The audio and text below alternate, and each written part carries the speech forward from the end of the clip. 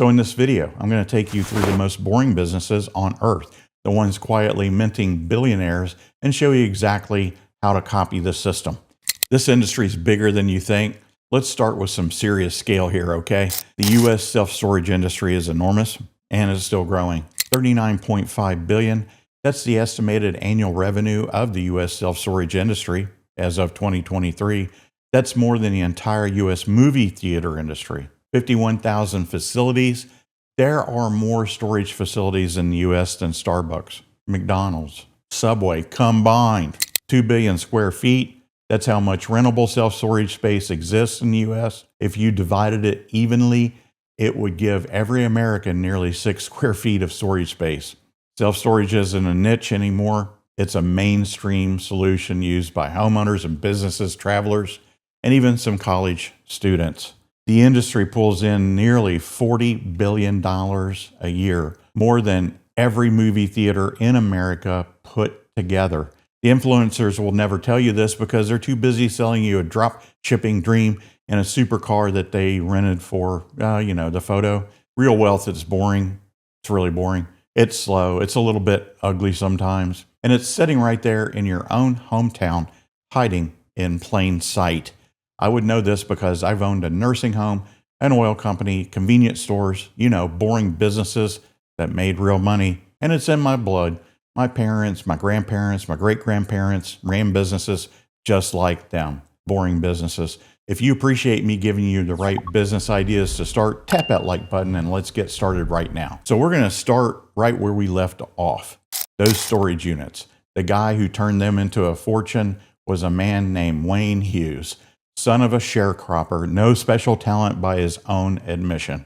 He just saw one of these facilities when he was out on a trip, so he came back home, he built a copy of it, and he kept building. That little idea became Public Storage, the biggest storage company on the planet. It made him a billionaire. We're talking around $4 billion from renting people empty rooms. Now, I've never owned a storage unit, I'll be straight with you, but I've spent my whole life buying property that pays me, like rentals. Golf course, the resort I'm building right now, and storage is the simplest version of that game I've ever seen. You buy or build the boxes, people pay you every month to fill them up with stuff that they'll probably never look at again, and the building itself goes up in value while you sleep. It's about as unsexy as it gets. Nobody's bragging about their storage units at a party, and that's the whole point.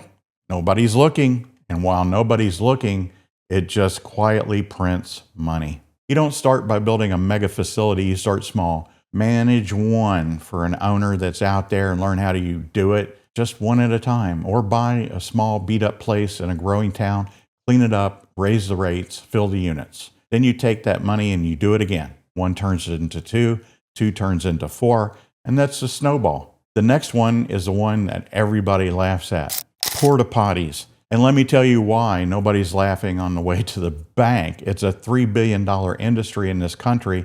And here's the crazy part. There's no giant company that owns it. The biggest player out there doesn't even control 5% of the market. The margins are fat, 60, 70, even 80 cents on every dollar of rental. And once a construction company or an event books you, they almost never leave. I'll look at this one as an operator. When you've built things, and I'm building a resort right now, you learn fast that no job site moves without these. They're not optional. They're required by law. So somebody is getting paid every single day, whether the economy is booming or falling apart. People will always need a bathroom. That demand does not go away. It's gross. It's the punchline of every joke. And that is exactly the moat here, because most people are too proud to touch it. And you've got almost no competition. You don't need a fleet. You need a handful of units and a truck, maybe one that you already have. You get a few construction sites or a weekend event on the books, you service them on a schedule, and you reinvest into more units. A small operator can pull solid 5 to 6 figures a year doing exactly that. The next one you drag to the curb every single week. Garbage. And I want you to remember a name, Wayne Huizenga. He borrowed $5,000 from his dad. He bought one used garbage truck and drove the route himself at 2 in the morning Then he'd shower, put on a suit, and go back out and sell more stops all afternoon. That one truck turned into waste management. It didn't stop there. He built 3 different Fortune 500 companies and died, and he was worth about $2.8 billion. The billions didn't come from tech, they came from trash. Here's how I see it as a business owner.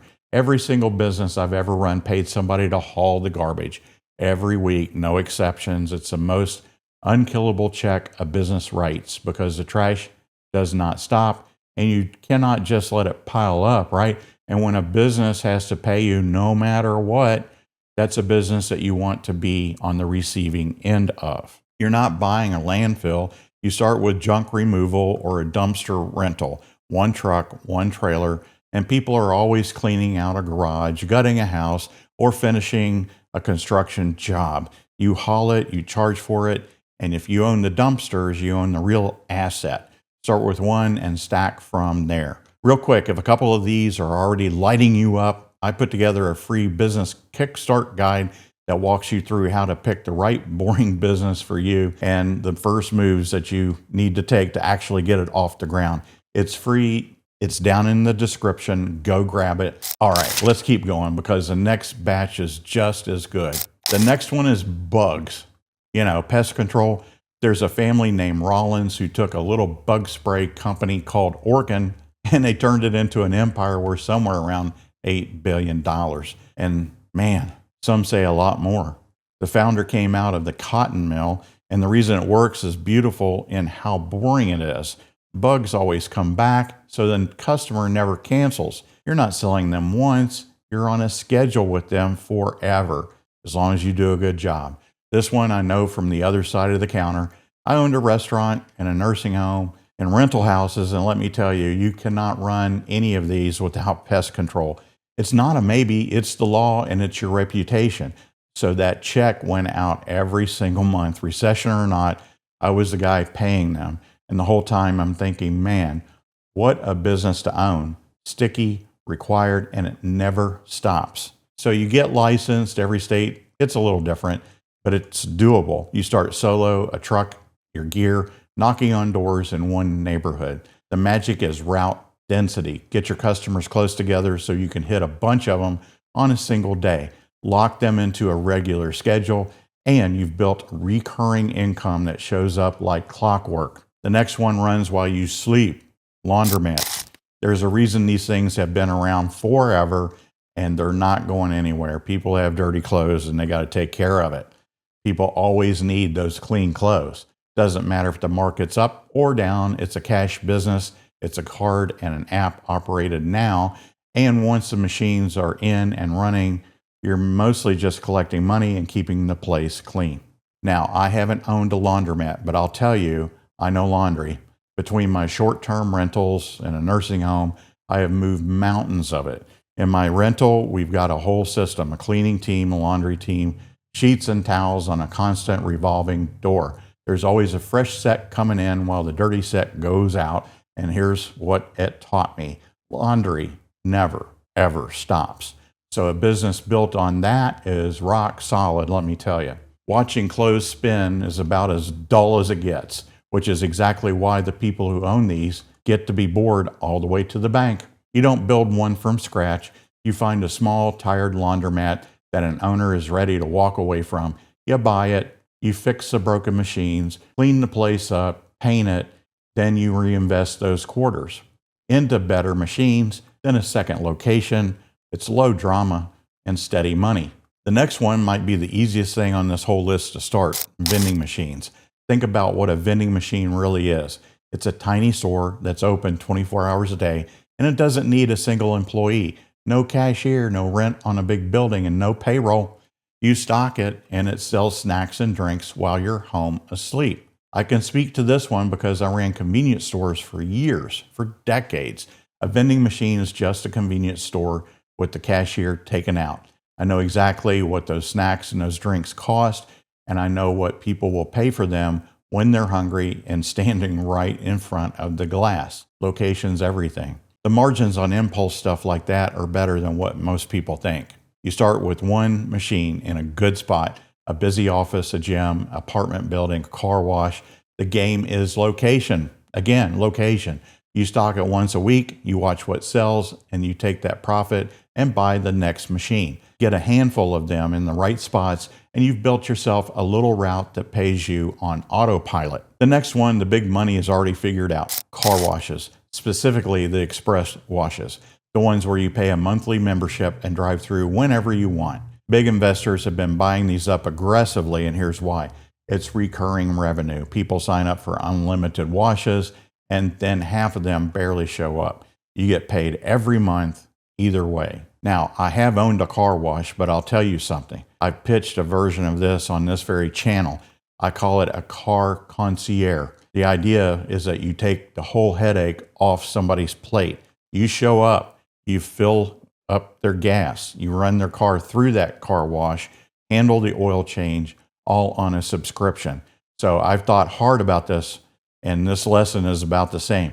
The money isn't in the one-time wash. It's in the subscription that bills every month, whether they show up or not. You don't have to build a full tunnel wash on day one. You can start smaller, self-service bays, or even a mobile detailing setup where you go to them. Get people onto a recurring plan, build up your regulars, and grow towards that bigger automated setup as the cash comes in. The next one is so boring that most people don't even know that it's a business. Renting out uniforms, floor mats, mops, and towels. There's a company called Cintas that started out washing greasy old rags from factories.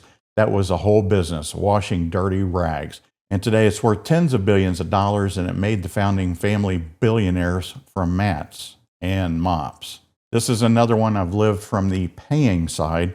A restaurant, a nursing home, rental locations, all of them need this. The mats at the door, the clean linens, the uniforms, and the towels. Somebody drops off a fresh set of them and takes the dirty ones every week, and you pay them like clockwork. And the whole time I'm signing those invoices, I'm thinking, this bill never stops, which means somebody is collecting it forever.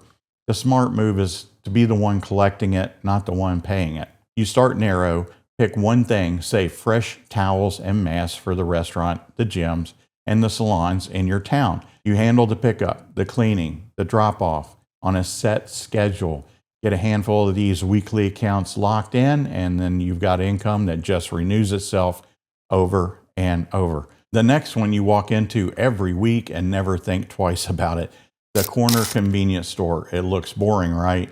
Circle K, 7-Eleven, Wawa. These are multi-billion-dollar machines. And for this one, I don't have to tell you a story about somebody else because I lived it for decades. Years back, my dad and I decided to build a convenience store.